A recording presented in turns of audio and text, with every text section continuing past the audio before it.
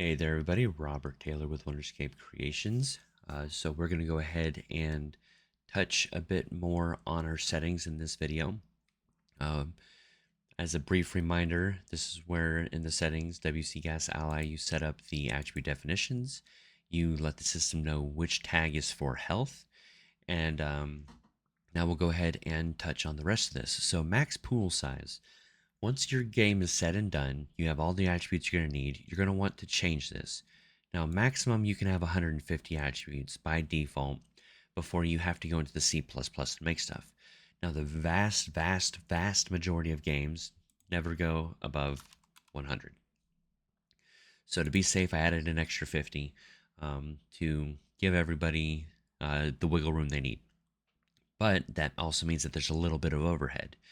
By setting the max pool size to the exact amount of attributes you have, will reduce the overhead by as much as possible. It's already a very significantly small amount, but it is going to help regardless. Obviously, you come in here if you want to automatically register them in C++, I mean in Blueprint or C++ if you really want to. Otherwise, it'll just automatically generate it. And then we have what is called capture behavior. Now, this is a game playability system fundamental pillar bit of information that you need. What is capture? When you snapshot an attribute, then it sees what the attribute was when in this case, the fireball was shot.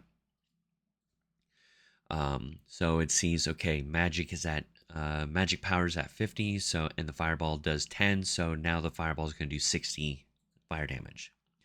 And when it connects with the enemy and does 60 fire damage, 60 damage, all said and done. If you don't have capture on, you shoot fireball, and your a temporary buff gets procced through shooting the fireball, or an ally gives it to you, or whatever, to where your magic damage now does 10% more.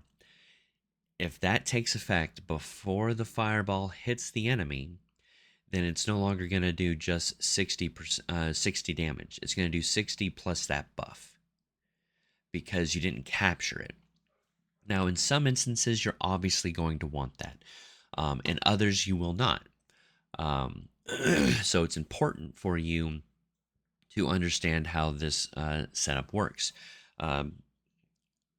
For now, I haven't figured out how to make it dynamic. For now, all of them are either snapshotted or not for the source and the target.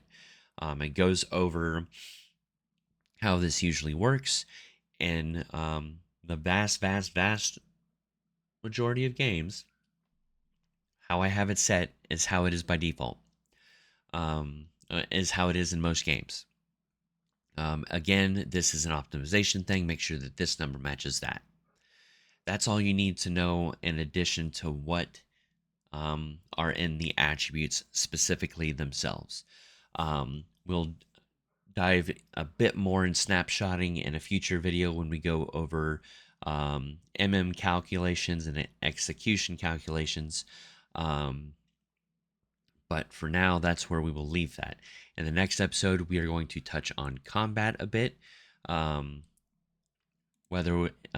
touch on combat for a little bit to go over the damage resistance rules. Thank you guys so much for watching.